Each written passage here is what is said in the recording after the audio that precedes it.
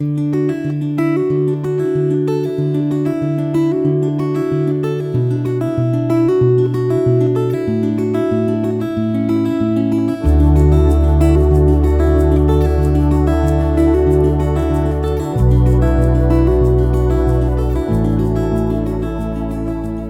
reading begins in Nehemiah chapter 1, beginning in verse 1.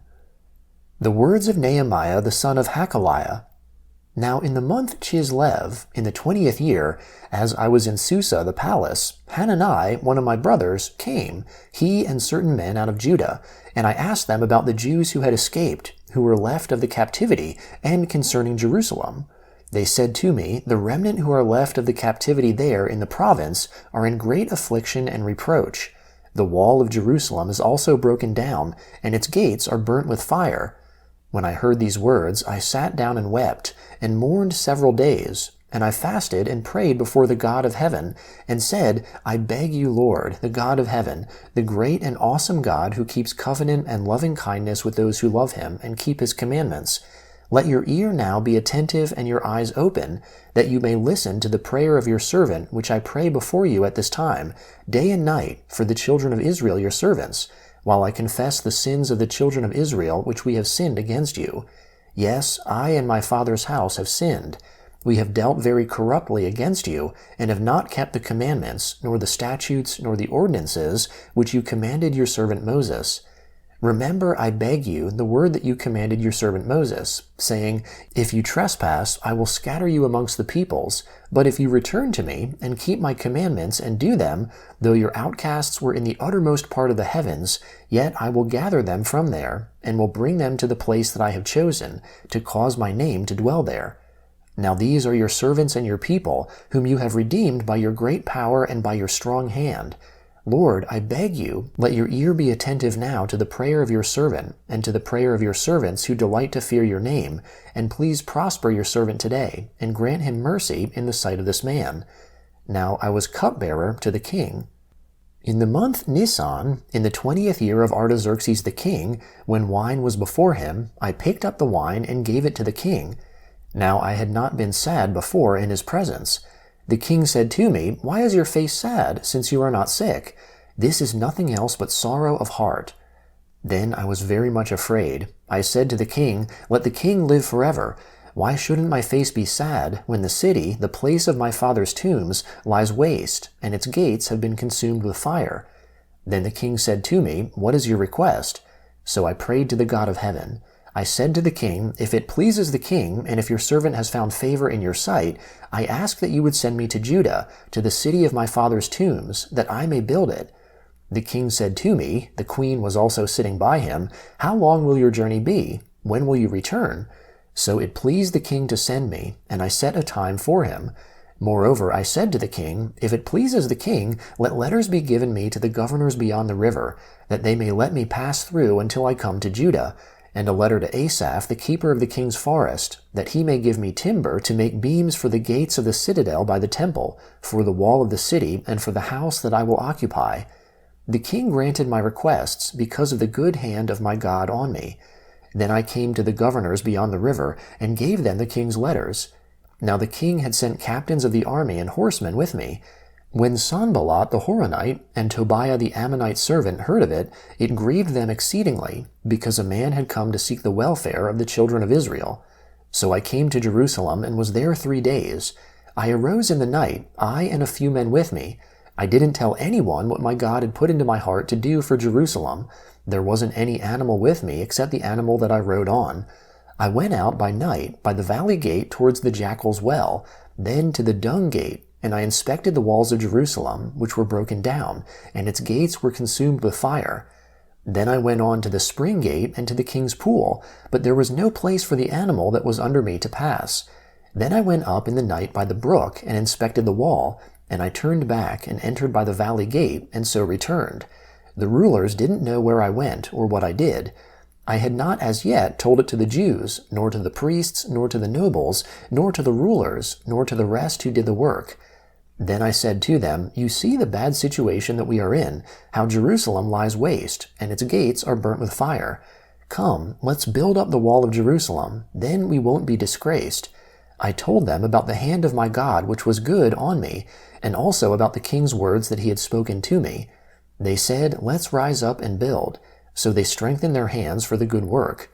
But when Sanballat the Horonite, Tobiah the Ammonite servant, and Geshem the Arabian heard it, they ridiculed us and despised us, and said, What is this thing that you are doing? Will you rebel against the king? Then I answered them and said to them, The God of heaven will prosper us. Therefore we, his servants, will arise and build. But you have no portion, nor right, nor memorial in Jerusalem. Then Eliashib the high priest rose up with his brothers the priests, and they built the sheep gate. They sanctified it and set up its doors. They sanctified it even to the tower of NEHEMIAH, to the tower of Hananel. Next to him the men of Jericho built. Next to them Zaccur the son of Imri built. The sons of Hassanah built the fish gate. They laid its beams, and set up its doors, its bolts, and its bars.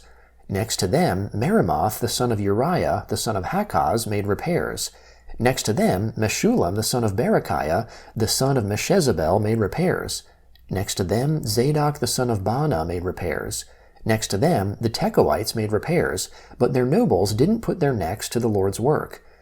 Jehoiada the son of Paseah and Meshullam the son of Besodiah repaired the old gate. They laid its beams and set up its doors, its bolts and its bars. Next to them Melatiah the Gibeonite and Jadon the Meronothite, the men of Gibeon and of Mizpah, repaired the residence of the governor beyond the river. Next to him Uzziel the son of Harhiah, goldsmiths, made repairs. Next to him Hananiah, one of the perfumers, made repairs, and they fortified Jerusalem even to the wide wall. Next to them Raphiah the son of Hur, the ruler of half the district of Jerusalem, made repairs. Next to them Jediah the son of Harumaph made repairs across from his house. Next to him Hattush the son of Hashabniah made repairs. Malchijah the son of Harim and Hashub the son of Pahath Moab repaired another portion and the tower of the furnaces. Next to him Shallum the son of Halohesh, the ruler of half the district of Jerusalem, he and his daughters made repairs. Hanun and the inhabitants of Zanoah repaired the valley gate. They built it and set up its doors, its bolts, and its bars, and 1,000 cubits of the wall to the dung gate. Malchijah the son of Rechab, the ruler of the district of Beth-Hakerem, repaired the dung gate. He built it and set up its doors, its bolts, and its bars. The first letter of Paul to the Corinthians, chapter 7, beginning in verse 1. Now concerning the things about which you wrote to me, it is good for a man not to touch a woman. But because of sexual immoralities, let each man have his own wife, and let each woman have her own husband. Let the husband give his wife the affection owed her, and likewise also the wife her husband. The wife doesn't have authority over her own body, but the husband does. Likewise also the husband doesn't have authority over his own body, but the wife does. Don't deprive one another, unless it is by consent for a season, that you may give yourselves to fasting and prayer, and may be together again, that Satan doesn't tempt you because of your lack of self-control. But this I say by way of concession, not of commandment. Yet I wish that all men were like me. However, each man has his own gift from God, one of this kind and another of that kind. But I say to the unmarried and to widows, it is good for them if they remain even as I am. But if they don't have self-control, let them marry. For it's better to marry than to burn with passion. But to the married I command, not I, but the Lord, that the wife not leave her husband. But if she departs, let her remain unmarried, or else be reconciled to her husband, and that the husband not leave his wife. But to the rest I, not the Lord, say, if any brother has an unbelieving wife, and she is content to live with him, let him not leave her. The woman who has an unbelieving husband, and he is content to live with her, let her not leave her husband. For the unbelieving husband is sanctified in the wife, and the unbelieving wife is sanctified in the husband. Otherwise your children would be unclean, but now they are holy. Yet if the unbeliever departs, let there be separation. The brother or the sister is not under bondage in such cases, but God has called us in peace. For how do you know, wife, whether you will save your husband? Or how do you know, husband, whether you will save your wife? Only as the Lord has distributed to each man, as God has called each, so let him walk. So I command in all the assemblies. Was anyone called having been circumcised? Let him not become uncircumcised. Has anyone been called in uncircumcision? let him not be circumcised. Circumcision is nothing, and uncircumcision is nothing, but what matters is keeping God's commandments. Let each man stay in that calling in which he was called. Were you called being a bondservant? Don't let that bother you, but if you get an opportunity to become free, use it. For he who is called in the Lord being a bondservant is the Lord's free man. Likewise, he who was called being free is Christ's bondservant. You were bought with a price. Don't become bondservants of men. Brothers, let each man, in whatever condition he was called, stay in that condition with God. Psalm 31, beginning in verse 19.